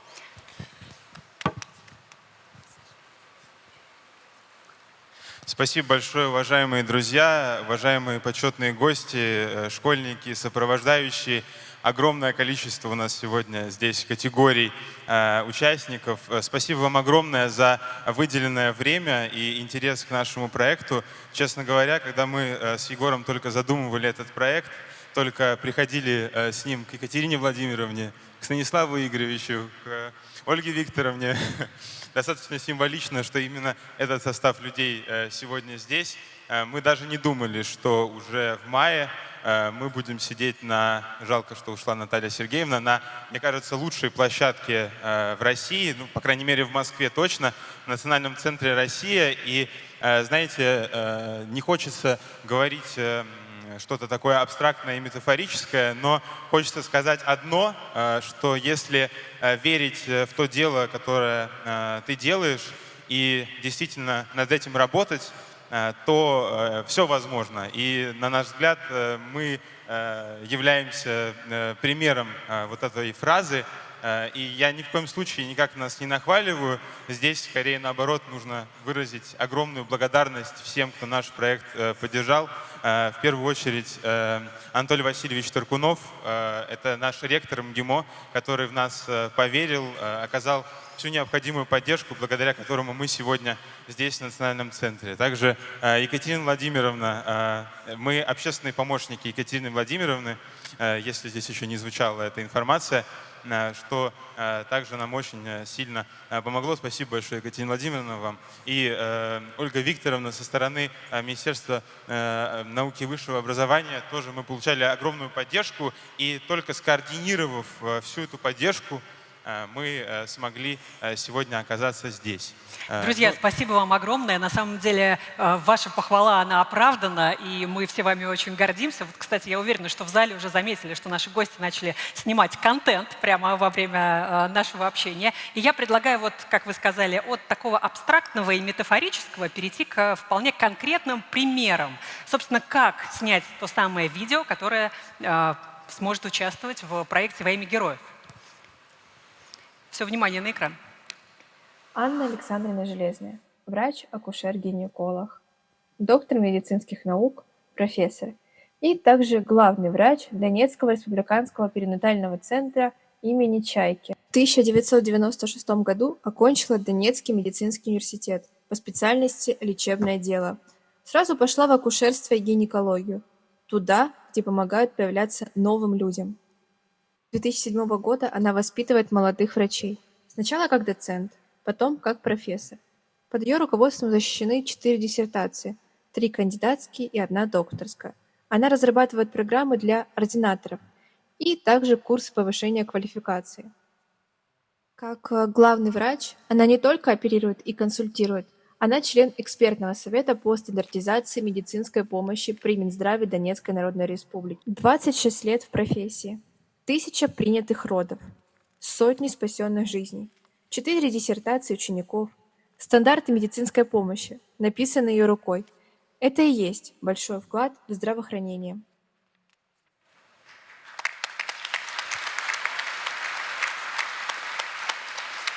Друзья, ну действительно, вы видите, все достаточно просто, то есть это закадровый текст, это видео и, собственно, вот это короткий формат, который как нельзя кстати, и в этом видео мы совершенно все поняли, насколько героическая эта женщина, о которой сейчас был рассказ. Действительно, героем может стать каждый. Вот посмотрите, согласно опросу в ЦИОМ и Российским обществом знания, 94% опрошенных считают настоящими героями России не только тех, кто защищает страну с оружием в руках, но и тех, кто ежедневно трудится на благо общества. Собственно, об этом и было видео, которое мы все с вами увидели. Это действительно так герои, они ближе, чем кажется. Они среди нас, они рядом с нами. Господа, если кто-то хочет... А вот вы знаете, мне подсказывают, что у нас вот это видео, которое мы с вами только что посмотрели, оно далеко не последнее. Я предлагаю снова обратиться к экрану. Я хочу рассказать о моем земляке Владимире Яковлевиче Тимошенко. Он родился на Донбассе, в Юзовке, в простой рабочей семье. Получил инженерное образование, работал на строительстве московского метро в наркомате угольной промышленности. Обычный парень Шахтерского края, чья мирная жизнь сильно изменилась в 1941 году. С первых дней войны он ушел на фронт не пехотинцем, а артиллеристом и стал командиром батареи. а это значит ответственность жизни бойцов за точность каждого выстрела и за исход боя. За время службы он прошел путь от обороны Москвы до форсирования Днепра, но особенно выделялся один эпизод. В октябре 1943 года в районе деревни Гдынь на Гомельщине его батарея одной из первых переправилась через Днепр под ураганным огнем противника. Орудия были развернуты на правом берегу буквально за минуты и сразу открыли прицельный огонь по вражеским дзотам и пулеметным гнездам. А благодаря этому основные силы полка смогли форсировать реку с минимальными потерями. Но война испытывала не только мастерством, но и стойкостью. 19 июля 1944 года под Подлесой, когда 150 немецких солдат пошли на контратаку на наблюдательный пункт, капитан Тимошенко не дрогнул. Сначала он виртуозно корректировал огонь своей батареи, уничтожив десятки врагов. А когда закончились снаряды, лично поднял в атаку автоматчиков и разведчиков. В этом бою лично уничтожил 9 и взял в плен 8. За такие подвиги он был удостоен высшей государственной награды, звания Героя Советского Союза. Также он награжден орденами Ленина, Красного Знамени, Отечественной войны, Красной Звезды и многими медалями. Но дело не только в наградах, дело в характере, в том, что обычный человек, инженер, рабочий, уроженец Донбасса в час испытаний берет на себя ответственность, не отступает и не бросает своих, идет до конца ради Родины, ради товарищей и ради победы. Именно таким, как он, мы гордимся и гордится весь Донбасс. Друзья, ну действительно еще одно короткое видео и очень важная мысль, что наши герои это те, кто берут ответственность, кто думает не только, вообще не думает о себе, а думает только о других и спасает жизни. Егор, Дмитрий, я передаю снова вам слово. Знаю, что еще много интересного мы упустили. Да, дорогие друзья, вообще мне кажется, что очень важно сказать, что этого проекта не было бы без вас. Потому что этот проект, он создан молодежью, и он рассчитан на молодежь. То есть он рассчитан в целом на всех вас. И когда мы думали об идее этого проекта, мы хотели сделать нечто, что поможет каждому представителю молодежи со всей России, независимо от материальных условий, независимо от каких-то социальных условий, рассказать о любой личности, которой он гордится. И я думаю, что у нас это получилось, потому что даже вот в рамках пилотного запуска этого проекта, когда мы не особо как-то информационно распространялись, когда мы просто опубликовали в наших соцсетях информацию об этой площадке, мы собрали порядка 1200 видео из совершенно разных субъектов Российской Федерации и о совершенно разных личностях, которыми гордится молодежь. Мы на самом деле узнали для себя очень много нового. Мы никогда раньше не думали о тех ориентирах, которые действительно есть в каждом из вас. И, наверное, после того, как мы поблагодарили всех, кто нас поддерживает, мы очень хотели бы поблагодарить вас за то, что вы сегодня здесь, за то, что вы сегодня вместе с вами, за то, что вам это интересно. Спасибо. Друзья, аплодисменты. Да, ребята, аплодисменты вам. Если еще раз подытоживая сам процесс записи видео, то достаточно зайти на сайт воимягероев.рф, забить в поисковой строке. Вы попадаете на сайт, заполнить заявку, снять 3-минутное видео вертикального формата, и ваше видео будет на нашем сайте. Здесь, соответственно, коллеги переключают презентацию. Спасибо большое. Собственно, рассказать можно о ком угодно, любая личность, которая вызывает у вас восхищение, чувство гордости. Это может быть обыкновенная история, которая никак не отмечена со стороны государства, общества, о которой знаете только вы в рамках своей семьи, но вы ей очень гордитесь. И на самом деле это одна из основных целей нашего проекта, чтобы все эти истории собрать воедино и популяризировать их. Правильно я говорю, Егор? Абсолютно. И я думаю, что у нас даже на начальном этапе реализации проекта это получается, потому что очень большой круг личностей, о которых рассказывает молодежь, и очень много подвигов, о которых мы до этого не знали. И я думаю, что благодаря этой площадке мы сможем заявить о них действительно на всю страну при поддержке наших партнеров, при поддержке средств массовой информации. Нам кажется, что этот формат наиболее правильный, когда вы сами рассказываете о тех личностях, которыми вы гордитесь. Это может быть как Петр I, так и любой медик, который сейчас защищает нашу страну, который сейчас находится в госпитале, сражается за жизни людей. И нам кажется, что очень важно, если об этом будет говорить сама молодежь. Вот, собственно, презентация, это сама платформа. Призываем вас к действию прямо сейчас. После презентации можно начать рассказывать о том, кем вы гордитесь. Знаете, как небольшой пример от себя скажу, это вообще не по сценарию, просто сейчас пришла такая мысль в голову. У меня есть старший брат, у нас с ним достаточно большая разница в возрасте, ему 37 лет, и он работает реабилитологом и работает с ветеранами СВО, получившими ранения, с участниками специальной военной операции. И знаете, то, что он делает, то, с чем он сталкивается каждый день, это вызывает очень большое у меня восхищение, уважение. И да, эта история, она нигде не закреплена. Максимум на уровне благодарности от руководителя больницы, где он работает. Но вот я убежден, что таких историй очень-очень много. И я сам лично обязательно запишу видео про своего старшего брата. Гоша, если ты смотришь это, я уверен, ты смотришь, я не могу не воспользоваться возможностью не передать привет с такой сцены. Да простят меня и протокол, и уважаемые личности, которые здесь сидят, но уж извините. Если обратно к сути, то показывали уже сайт. Достаточно лишь опубликовать видео на платформе, и, как я уже сказал, оно окажется в нашей системе, пройдет систему модерации, конечно же. Когда мы презентовали платформу, у многих возникали опасения с этим, так что можете спокойно загружать эти видео, не опасаясь ни за какие последствия. Все будет под нашим чутким контролем. Дмитрий, спасибо огромное. Все предельно понятно. Такая подробная инструкция о том, как принять участие в проекте. Господа, я предлагаю снова посмотреть еще один ролик. Все внимание на экран. Меня зовут Назар. Мне 14 лет. Я хочу рассказать о своем отце. Мой отец для мамы и меня был герой. Но он вообще не любил слово «герой». Он просто был сам по себе такой, особенный. Все началось в 2014 году, Горловка, когда он был еще просто мужиком соседнего двора. Добровольцем, который ни по-другому не мог. А пошел защищать свой дом, свою семью, свой город. Сначала был в Востоке, потом ЧВК «Ветераны», ЧВК «Север», «Эспаньола», Первое Славянское, первое окружение под Горловкой. Они сидели без воды. Приходилось пить из лужи, операция «Тишина». Выжили. Мариуполь, 2022 год. Азовсталь. Не брал. Он воевал. За город. Двор за двором. На заводе Ильича он поднял наш флаг. Отец попал в пекло.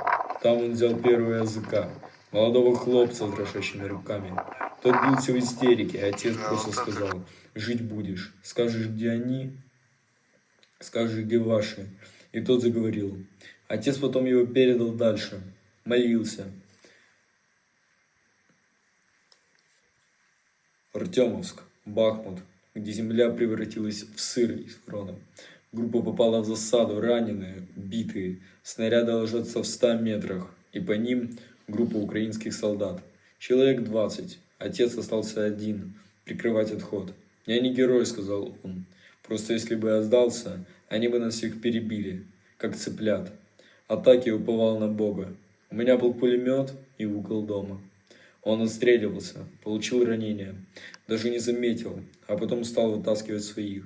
Первого тащил на горбу, за вторым вернулся под автоматные очереди. Третьего вынесли уже вдвоем с контуженным сержантом. Отец 3 раза попадал в окружение и ни разу не сдался. Это не патриотизм даже, это базовая настройка мужчины. Не бросать. Он не просил наград. Тихим вечером он выходил на балкон, курил одну за одной и смотрел в пустоту. Мой отец был награжден орденом мужества, но, к сожалению, посмертно.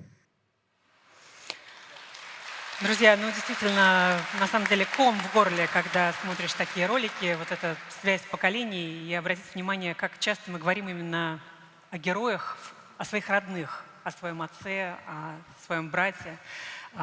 Дмитрий, Егор, я передаю вам слово снова. Я знаю, что в нашем проекте есть такая конкурсная составляющая. Она, на первый взгляд, не очевидна, но тем не менее есть номинации, да? Расскажите об этом побольше.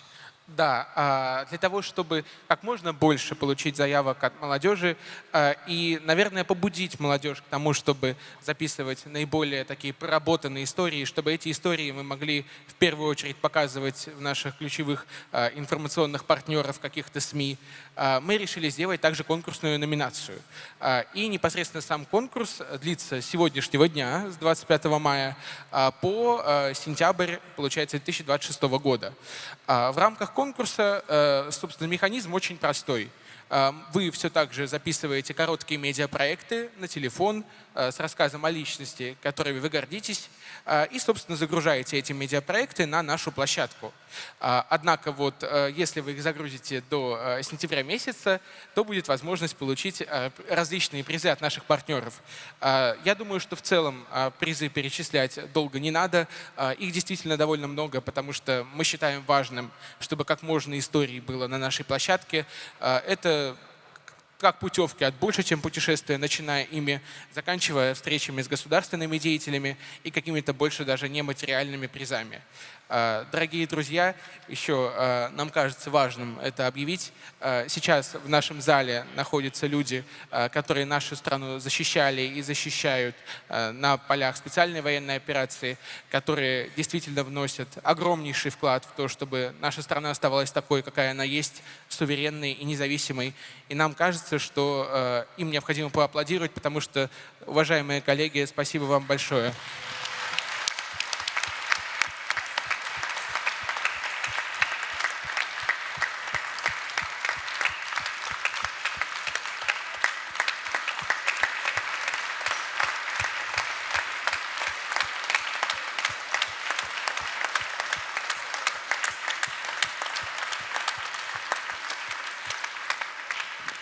Мы вами гордимся.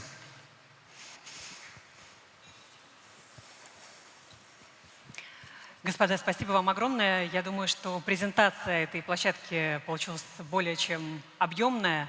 Поблагодарим еще раз наших спикеров. Мы готовы вас отпустить в зал. Спасибо огромное. Во имя героев стартует прямо сегодня на ваших глазах. Спасибо вам. Спасибо. Спасибо вам огромное. Спасибо вам огромное. Друзья, мы продолжаем и на самом деле переходим к еще одной очень интересной части нашего сегодняшнего уже вечера, нашей церемонии. Пленарное заседание «Служение Отечеству. Образ героя в современной России». Тема сложная, тема, требующая такого детального обсуждения, обдумывания. И сегодня мы поговорим о том, собственно, кто он, герой нашего времени. Как этот образ менялся, что в нем сохранилось, какие новые черты привнесло само наше время. Я хотела бы пригласить на эту сцену участников пленарного заседания. Пожалуйста, встречайте аплодисментами. Начальник главного штаба Юнармии, Герой России, участник первого потока «Время героев» Владислав Николаевич Головин. Директор научно-исследовательского института скорой помощи имени Склифосовского, академик Российской академии наук Сергей Сергеевич Петриков. Ждем вас на сцене. Первый заместитель председателя Комитета Государственной Думы по экологии, природным ресурсам и охране окружающей среды Вячеслав Александрович Фетисов. Здравствуйте, занимайте, пожалуйста, место. Заслуженный артист России Дмитрий Петрович Дюжев. Пожалуйста, присаживайтесь.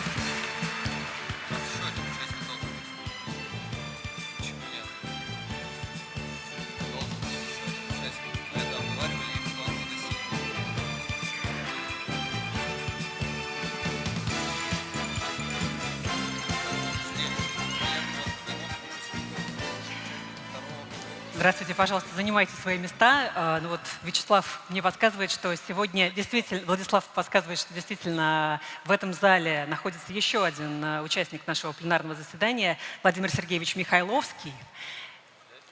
Если вы кавалер 3 орденов мужества, давайте поприветствуем аплодисментами. Здравствуйте, пожалуйста, мы ждем вас на сцене.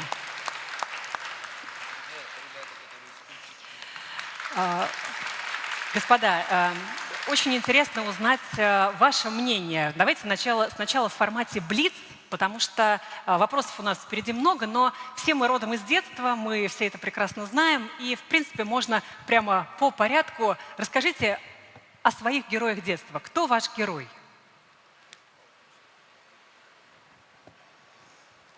Владимир Сергеевич, кто ваш герой детства? Для меня, безусловно, герой детства – это мой отец. Вспоминая свое детство, я вообще из семьи военнослужащих, у меня мама, папа военные, и мое становление и любовь к родине прививалась именно от отца. Вспоминая примеры, когда мы с моим отцом и дедом ходили и посещали музеи, оттуда начиналась и прививалась любовь к родине, когда они рассказывали о ключевых событиях Великой Отечественной войны, и тем самым я познавал нашу историю. И, конечно же, отец учил меня быть сильным, мудрым и никогда не сдаваться. По настоящее время герои, как ранее сказали, это не только те, кто держит в руках оружие и находится на фронте, это также и врачи, как вот 2 года назад спасли мою жизнь, также и волонтеры, готовящие гуманитарную помощь. Все вместе, кто готовы вносить большой вклад в нашу великую страну. Спасибо вам огромное. Владислав Николаевич, а ваш герой детства кто он? Очень коротко достаточно. У каждого из нас есть корни семейного древа.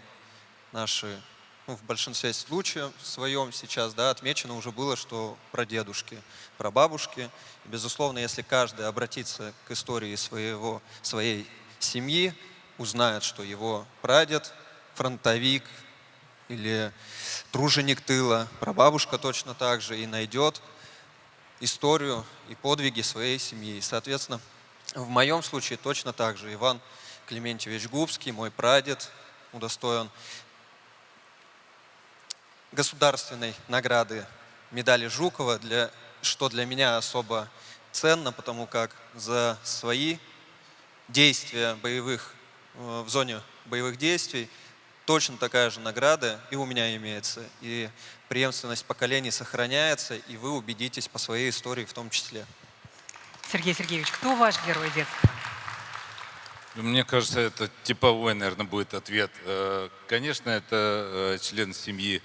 И когда ты растешь ребенком, то, естественно, ты слушаешь все эти истории, ты узнаешь семью, кто делал что из дедов, прадедов, из бабушек, родителей. Вот. Поэтому это, наверное, первые герои. Вот. Ну, а потом ты начинаешь развиваться дальше. В школе ты читаешь про, например, у меня запала история с Мересьевым, да. Потому что это невероятное совершенно. Для меня это просто было восприятие, событие. Вот. И потом ты начинаешь смотреть вокруг, и для тебя герои — те, кто прославляет твою страну. Например, я никогда не думал, что вместе с Вячеславом Фетисовым я вот буду сидеть на одной сцене рядом. Вот, потому что когда они выигрывали матчи и стояли, играл гимн, ну, это невероятный был подъем у всех. Поэтому для меня это были герои. Спасибо большое, Вячеслав Александрович. Добрый день, дорогие друзья. Для меня огромная честь быть сегодня здесь, в зале, на проект, который инициирован молодыми людьми. Конечно, он мог родиться только в МГИМО. Это лучшая школа дипломатии на планете Земля. И, конечно, Анатолий Васильевич Таркунов поддержал ребят. Я надеюсь, он, как и бессмертный полк, в свое время сумеет нас объединить вокруг героев прошлого, нынешнего дня, ну и будущих героев. Но я вырос в послевоенное время. Конечно, мой дед участник 2 войн, гражданской Великой Отечественной войны. Он такой был 2-метровый, ходил добрый такой дедушка и клал печи для того, чтобы тепло было в домах. Конечно, вот они особо говорить не хотели про то, что пришлось пережить. Ну, то, что он после войны занимался таким очень важным для людей делом, конечно, о многом говорит. Ну, потом я могу сказать, что моим героем, кумиром стал Валерий Харламов. Знаете, кто такой, нет? «Легенду 17» смотрели? Так вот, мне, представляете, мальчишке 10-летнему повезло, когда Валерий Борисович приехал к своему деду, который жил в соседнем дворе. Вот, а я уже тогда в ЦСКА детской спортивной школе был. И он мне сказал: Славка, вот Валерка приедет завтра, обязательно я с ним познакомлю. Вот приехал Валерий Борисович, идет по улице и подходит ко мне, пожал руку, потрепал по волосам и сказал: сынок, старайся, может, когда-нибудь вместе сыграем. Представляете, иногда вот такие моменты, которые становятся главными в твоей жизни. Да, я старался. И через 7 лет я вошел в раздевалку команды мастеров, где мой кумир, герой, как раз был основным игроком нашей сборной команды. И я напомнил ему потом. Он говорит: ну вот видишь, старался, и мы сегодня здесь вместе. Поэтому еще раз спасибо, ребят, за инициативу. Я понимаю, что это то, что сегодня необходимо нам для того, чтобы быть еще сильнее. Но об этом, наверное, мы поговорим сегодня. Ну, вот, дед Харламов, да, я старался быть не хуже, чем мой кумир. Спасибо. Дмитрий Петрович, ваш герой. Добрый день, дорогие друзья, организаторы платформы «Во имя героев». Я благодарю и автора Дмитрия Душевина, и коллег из МГИМО.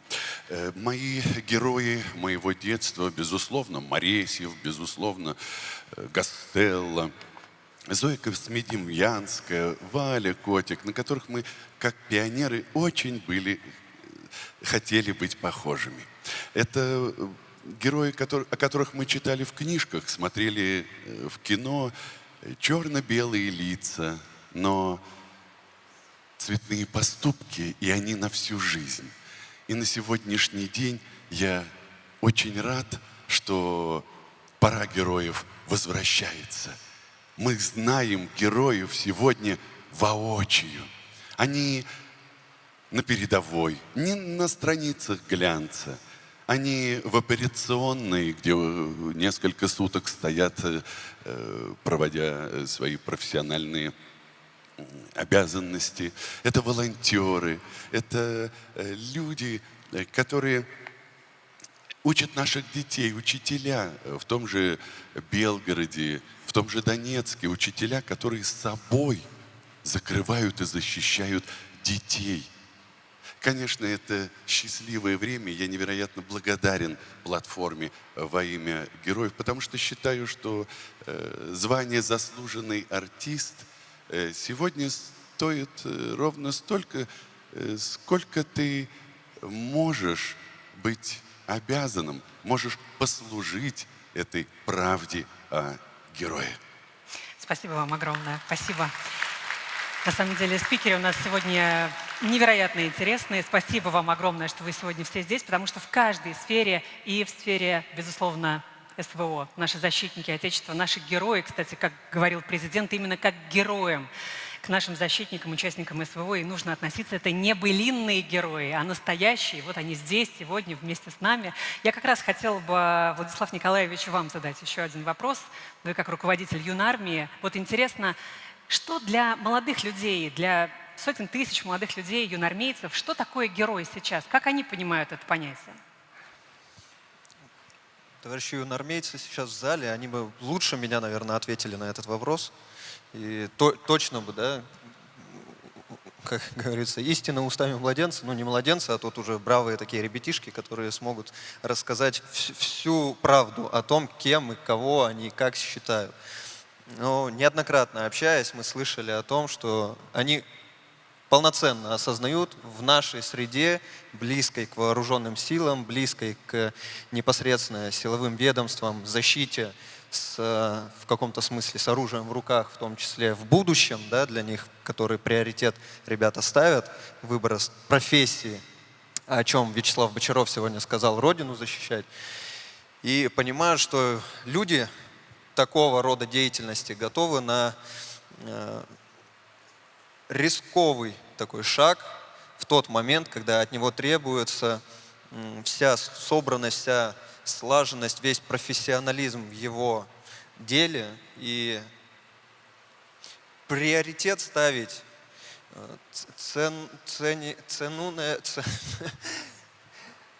ценность жизни своего товарища, боевого товарища, нежели свои какие-то, свою безопасность, свою, не знаю, свою желаемую в этот момент там, свободу выбора, я не знаю, или человек, который победил страх, человек, который победил какую-то слабость, отчаяние в тот момент, когда другому потребовалась помощь. И свободно выполнил все зависящие от него действия во благо, да, своих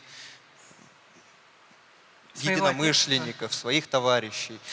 И более того, наверное, каждый для себя может определить, способен ли он это сделать. Иногда мы не задумываемся. К вопросу можно сразу отнести к тому, что становятся или рождаются. Безусловно, становятся, потому что, но зависит от окружения, зависит от воспитания. Во многом случае зависит от друзей самих, кто рядом находится и какие смыслы вы выбираете в своей жизни, куда вы стремитесь совместно развиваться, обучаться. Я вот просто наблюдаю так из стороны в сторону в зал, вижу представителей кадетских корпусов, классов, не знаю, ребята в другой форме не могу распознать точно, юноармейцев, да, и, возможно, воспитанники, воспитанницы здесь находятся.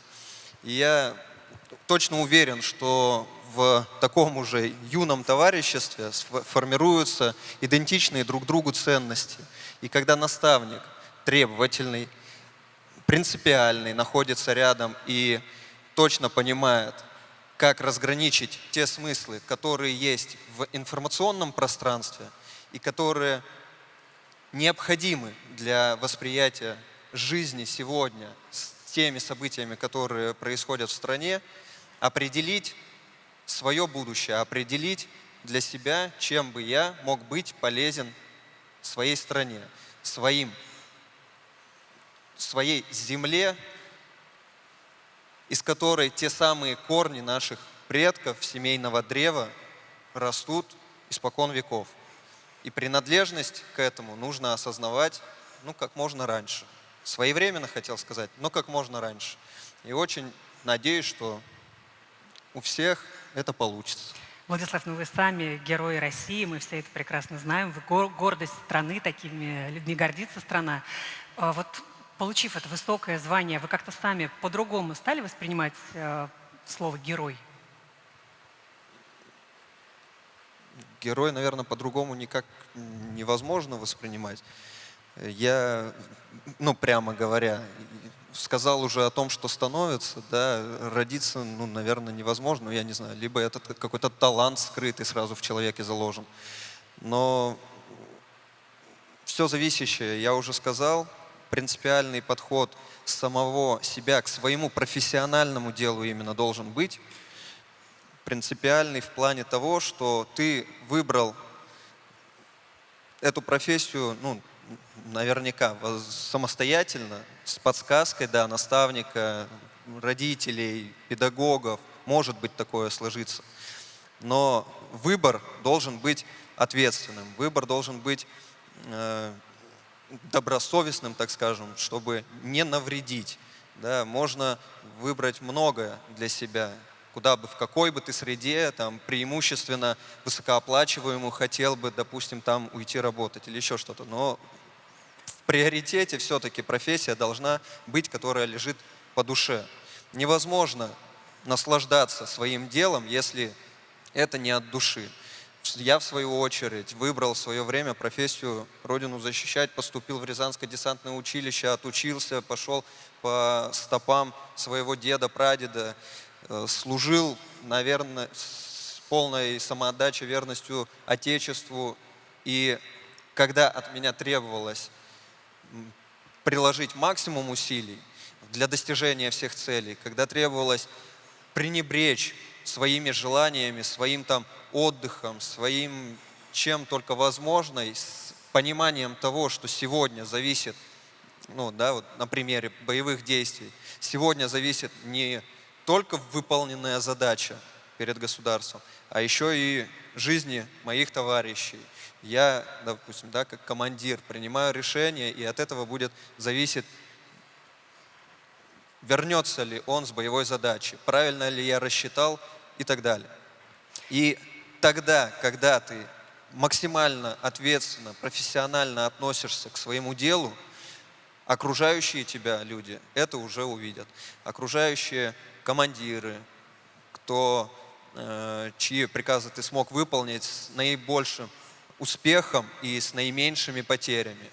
И Родина в последующем это точно так же увидит. И оценку уже даст твоему поступку именно она. Именно то, как ты максимально полезно прожил те или иные события, как ты максимально полезно для кого-то сделал полезное дело. И Спасибо тогда вам огромное. Действительно, о героях так можно сказать. говорить очень долго, и очень хочется предоставить слово всем нашим дорогим гостям. Вячеслав Александрович Фетисов сегодня с нами. Огромная честь видеть вас здесь, в нашем зале. Вы знаете, вы сами символ триумфа, спортивного триумфа целой эпохи. Как вы считаете, можно ли сегодня, в наше непростое время, быть героем спорта, но не завоевав ни одной медали? Еще раз добрый день. Знаете, есть понятные критерии, так скажем, успешности в спорте. Она как раз исчисляется рекордами, победами, медалями. Субъективных оценок быть не может на самом деле. Поэтому здесь все достаточно просто. Вот, не знаю, как вот у Сергея Сергеевича, он 24/7. Представляете, живет мысли о том, что каким образом можно еще лучше помочь тем пациентам, которые у него оказались в институте. Конечно, это уникальные люди на самом деле. Здесь у него критерий оценки, наверное, совершенно другой. Наверное, спасенные жизни и наработанные методики восстановления людей после тяжелейших травм, заболеваний. Я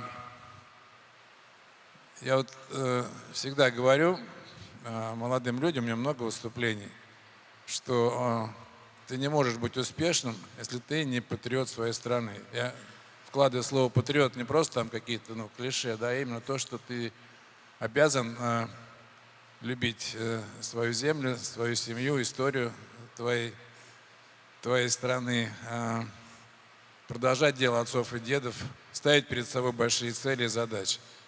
По-другому не получается, поверьте мне, я вырос в Советском Союзе, я долго прожил в Америке, понимаю, о чем я говорю. Не можешь ты быть успешным, если ты не соответствуешь всем этим понятным вещам. Вот по мне это, я имею право это говорить, потому что, конечно, прожил жизнь, понимаю, что успех – это такая вещь, которая просто так не приходит. И у меня есть понятные, я самый титулованный хоккеист мировой истории, можете даже не проверять. Больше меня никто титулов и командных, и личных не завоевал. Но это не потому, что я хочу похвастаться.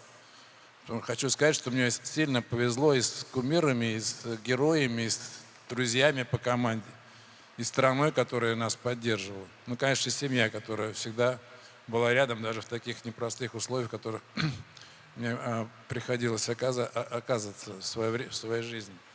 Так что, да, и я понимаю, что успех – это непростая история. Стать чемпионом мира непросто. Повторить успех невероятно тяжело. А побеждать каждый раз – это смысл жизни. Ты приоритеты расставишь правильно по жизни, ты будешь понимать на самом деле, чего стоит результат. Ну и, конечно, это серьезный труд. Вот многие говорят, что вот можно все и сейчас. Ребята, я к молодежи в основном обращаюсь. Не бывает такого, что хочется сегодня все и прямо сейчас. Поэтому все это придет потом. А вот стать лучшим в своем деле, на которое вы нацелены, конечно, другая история. Сзади меня сидели красивые девчонки из МГИМО. Они поставили перед собой целью стать Валентиной Ивановной Матвиенко. Ну, понятно, девушки красиво приходят в политику для того, чтобы добиваться результата, не просто так. Поэтому я думаю, что вот это та самая нацеленность для нас очень важна. Создать кумира очень важно. В хорошем понимании, на кого можно быть ориентироваться. Вот я еще телеведущий, у меня 10 лет программа моя на «Звезде». У меня много героев. И Владислав в том числе был. У нас с ним очень хороший разговор получился. И монах Киприан был у меня героем. Знаете, человек, который в 20 с небольшим потерял 2 ноги во время афганской войны. Я говорю, спрашиваю, а какие первые ощущения? Больно? Что-то вот непонятно, жизнь закончилась. Знаете, что он ответил? Передо мной сразу всплыл пример Моресьева. Кстати, я понял, если он сумел встать и еще летать после этого, почему я этого не смогу сделать? Понимаете, вот насколько важно, чтобы у детей, у молодежи был пример на все случаи жизни, прости Господи, чтобы он понимал, что ничего просто так не происходит. Да, и про меня тоже фильм сняли художественный. Я тоже не хотел этого, потому что это неприятно, наверное, непривычно, когда про живого человека снимает фильм, и это связано с жизнью не только твоей семьи, тебя, но и всего твоего окружения. Но потом понял, если пример мой, когда я в 20 лет оказался парализованным, и шансов встать на ноги, а еще стать и самым титуловым хоккеистом практически не оставалось. Но я встал, я думаю, если тот пример, который мне позволил встать и добиться больших успехов, кому-то поможет в этой жизни, то я буду очень счастлив, что я согласился, чтобы этот фильм был снят и показан. Вот, конечно, могут быть ребята во дворе, я считаю, двор еще одна важная составляющая нашего успеха той страны, в которой мы родились. Там формируется характер, там есть вот эта принципиальная позиция обыграть соседа, товарища по школе или с соседней улицы. Это тоже, в общем, стать чемпионом двора, это тоже первый шаг к олимпийскому пьедесталу. Ты не можешь стать олимпийским чемпионом, не став чемпионом двора. Это тоже, в общем, та самая этапность, которая просто так не приходит. Но я думаю, что ребята, которые с нами сегодня находятся, герои нашей страны, они тоже не думали о том, что они когда-то станут настоящими героями своей страны. Но так случилось, значит, они правильно воспитаны, значит, они все то, что происходило с воспитанием, они получили в полном, так скажем, объеме и формате. Так что, да, побеждать. Я сформулировал такую очень интересную вещь.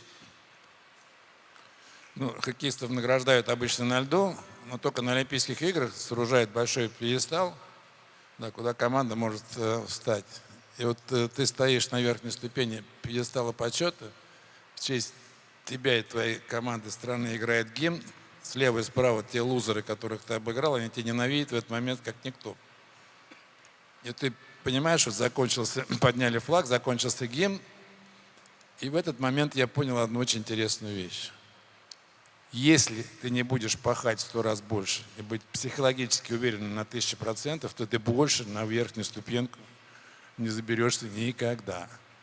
То есть сформулирую следующее, что лучше победа может быть только что? Давайте, помогите мне. Очередная победа, даже не следующая. Поэтому спасибо большое. Спасибо вам огромное. На самом деле мы сегодня говорим и о наших врачах, и об участниках СВО. И вы знаете, очень много общего у наших защитников и врачей, потому что счет для принятия решения идет на секунды.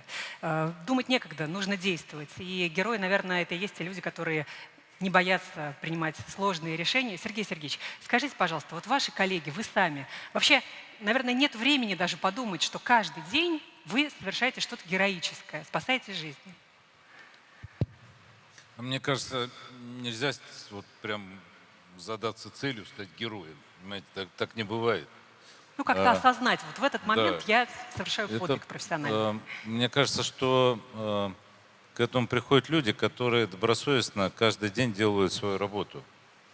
Это очень важно. И все время ставят планки все время выше. Да, если ты не будешь ставить планку высоко, тебе некуда будет тянуться, и ты не будешь развиваться, и, соответственно, не будешь чего-то добиваться. Вот. Но по поводу медицинских профессий, ну, это же не только врачи, это и медицинские сестры, и младший медперсонал, и те, кто вообще не имеет медицинской специальности, но работает в больнице, да, и помогает этой больнице работать. Понимаете, тут сложно сказать, кто тут герой. Например, у меня была история, что когда я там был молодым врачом, у меня в семье не понимали, потому что у нас не было врачей, кто работал там в экстренной медицине, не понимали, почему я не могу уйти с работы в 5 часов вечера. Я говорю, у тебя же закончился рабочий день. Ну иди. Я говорю, я не могу, потому что там умирает у меня пациент, которого я лечащий врач. Ну и, например, работа врачей экстренной медицины или там работа врачей-трансплантологов. Это люди, у которых в принципе нету понятия нормальных выходных дней и праздников. Да, потому что они все время зависят от того, появился донорский орган или нет. Да, если он появился, что бы человек не планировал на этот вечер, ночь и так далее, он собирается едет на работу. И во многом тут герои семьи, да, потому что без понимания в семьях тоже невозможно делать то дело, которое делают те же медицинские работники. Да и дети тоже герои, да, потому что если, например, там родитель уехал там, помогать в какой-то экстренной истории, например, у нас постоянно, если что-то происходит, какие-то техногенные вещи, то весь институт собирается на работе. Выходные дни, это не выходные, ночь, день, вот, это праздники. Такой ежедневный героизм. Да. Героизм становится... И поэтому понятно, что если взрослый уехал, и у него не болит голова о том, сделал ли у него там ребенок уроки и так далее, и что дома все закрыто, это очень огромная поддержка. Вот, поэтому это, наверное, такой комплексный подход. Вот. Ну а по поводу врачей, ну и медицинских работ, тут очень много ковид показал, потому что когда люди столкнулись, та же медицина столкнулась с проблемой, которая непонятна, вот, и она жизнеугрожающая, она серьезна. Мы, например, опрос проводили у своих, то есть перед тем, как идти работать в ковидные корпуса, спросили, кто пойдет. И никто не отказался, не было ни одного человека. Хотя в то время мы и потеряли наших коллег за то время эпидемии, и наши сотрудники погибли, и врачи, и медицинские сестры, да, отдав себя как бы на пользу людям и на их дальнейшую жизнь. Вот, поэтому, мне кажется, не надо задумываться о том, что там человек делает героического или нет. Надо просто работать, вот, надо тянуться все выше и выше, надо постоянно совершенствоваться, потому что каждый человек, который превзойдет себя, вот, он уже совершил подвиг. Да? Когда он достигнет новых высот, он сделает что-то новое, да? Он изобретет что-то новое, он будет героем и для себя, и для своей страны. Спасибо, Сергей Сергеевич. Спасибо огромное. Вы знаете, я хотела бы задать следующий вопрос Дмитрию Дюжеву. Ну откуда, собственно, мы берем образ героя? Да, конечно, из кино. Не так давно мы отпраздновали 9 мая, и всегда это фильмы «В бой идут одни старики», «Офицеры», там наши герои. Скажите, можете ли вы посоветовать участникам нашего проекта «Во имя героев», дать им какие-то практические советы, вот как снять классное видео о своем герое? Вот прямо такие, как мы говорим, лайфхаки. Действительно, наше время дарит нам встречи с настоящими героями. Я хотел бы вас призвать, дорогие ребята, чтобы никто не уходил в фантазию, в воображение, в придумку. Все должно быть от души, от вашего сердца, от той встречи вашей личной с настоящим героем. Кого вы считаете героем? Вообще нужно сказать, за последние 4 года мы учились заново принимать, воспринимать героя.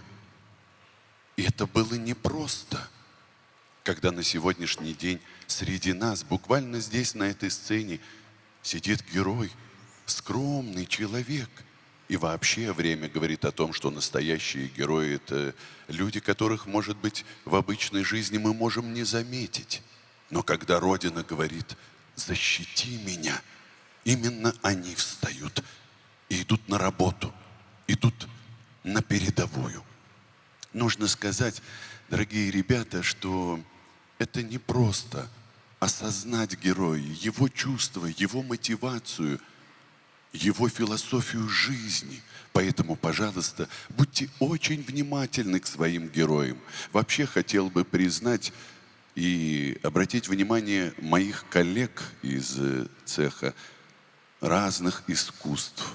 Нужно очень внимательно слушать наших сегодняшних героев, проявить к ним всю свою волю, все свое переживание, потому что не вы сегодня на фронте, а именно он. И он своей жизнью доказал свою любовь к родине и доказал, что он пример мужественный сегодня. Я благодарю платформу «Во имя героев», где предлагается как и молодым людям о тех познаниях своих героев или в семье, или вокруг вашей жизни, но и к профессионалам я хотел бы обратиться, чтобы мы показали пример, как можно любить героя, как можно его раскрыть, как можно ему служить и в итоге стать ему другом. Я желаю доброго пути платформе. Спасибо огромное.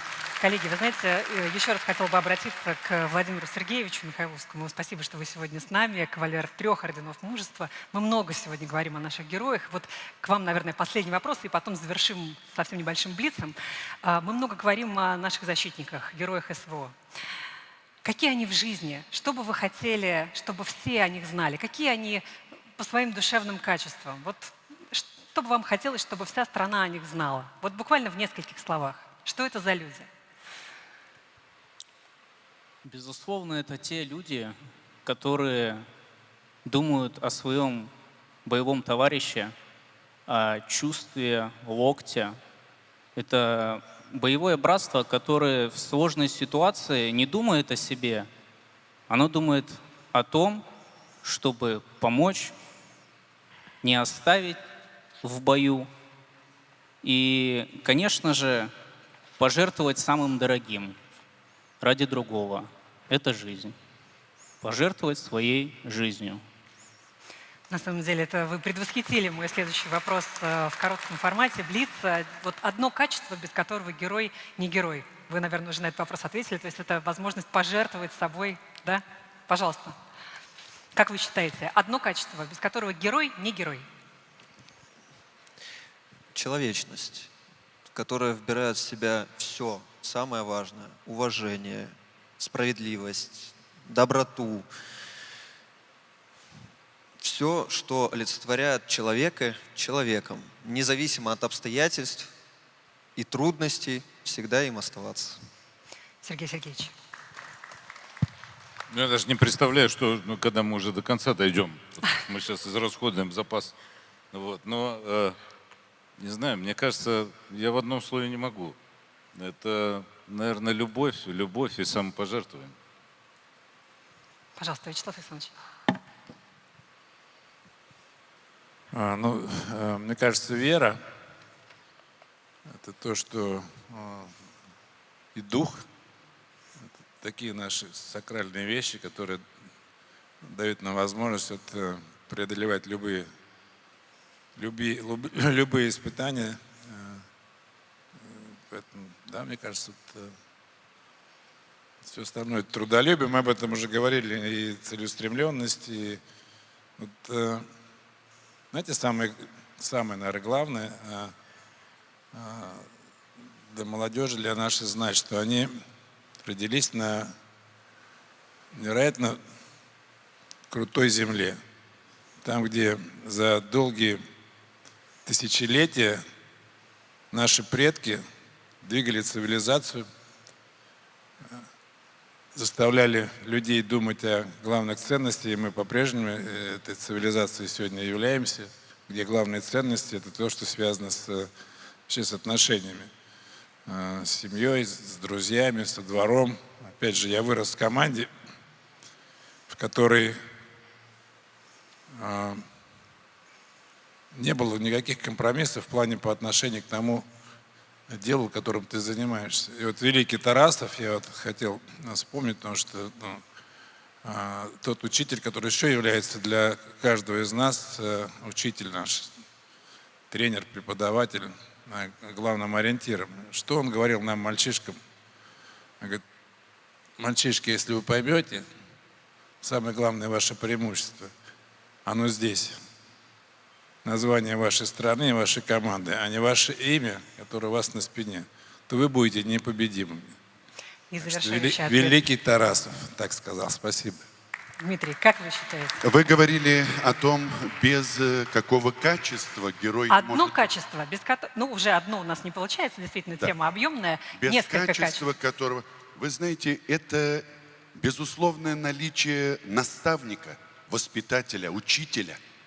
Вот мой любимый герой несколько дней назад сказал о том, что у героя 3 матери. Родина-мать, мать, которая родила, и мать наших детей. Если позволите, я причислю 4-й матерью, необходимой составляющей наших героев — это учитель. Спасибо вам огромное. Друзья, давайте поблагодарим участников нашего пленарного заседания. Мы готовы отпускать вас на свои места. Спасибо. Позвольте прям секундочку добавления. Я просто хотел вот от себя еще отметить. Все же смотрели «Бригаду»? Вот герой моего детства на самом деле. Мы же берем себе в пример равнение, а все молодежку смотрели. Моего подросткового возраста герой. Ну, извините, пожалуйста, я просто хотел отметить. Рядом героев у нас очень много. Мы сами определяем, кто для нас герой. И я уж, извините, не так близок к медицине, ну... Да и слава богу. Ну хотя как не близок-то? Близок, достаточно близок. Но я просто что еще хочу сказать. Вот очень было правильно, корректно замечено, что учитель имеет очень большое значение. И я вот благодарен именно тем педагогам, кто сейчас здесь поддерживает дисциплину внутри своего класса, отряда, не знаю, как правильно, да, еще сказать, группы, те, кто дисциплину сохраняет и выдержку вырабатывают у ребят. А кто ушел, они уже на шаг назад отошли. Вы уже на шаг впереди. Спасибо большое. Спасибо вам огромное. Спасибо за такие замечательные слова, господа. Спасибо вам за эту беседу. Благодарю вас за это пленарное заседание. Ну что ж, дорогие друзья, вот и подошла к завершению наша торжественная церемония. Вы услышали много разных точек зрения о том, кого можно считать героем. Спасибо огромное. Кого можно считать героем, какие поступки можно считать героическими. Благодарю вас за эту беседу. Теперь дело за вами. Наша площадка «Во имя героев» уже официально открыта. Дело за вами, за каждым из вас. Просканируйте QR-код, сохраните адрес площадки, выберите своего героя и расскажите о нем. Ну и я напомню ключевые даты. До 25 сентября прием заявок, с 25 сентября до 25 октября утверждение результатов экспертным советом. Ну и дальше награждение здесь же, в Национальном центре «Россия». Ну и хочется закончить словами Константина Рокоссовского. Только тот народ, который чтит своих героев, может считаться великим. Еще раз спасибо огромное за ваше время. Всего доброго и до встречи во имя наших героев.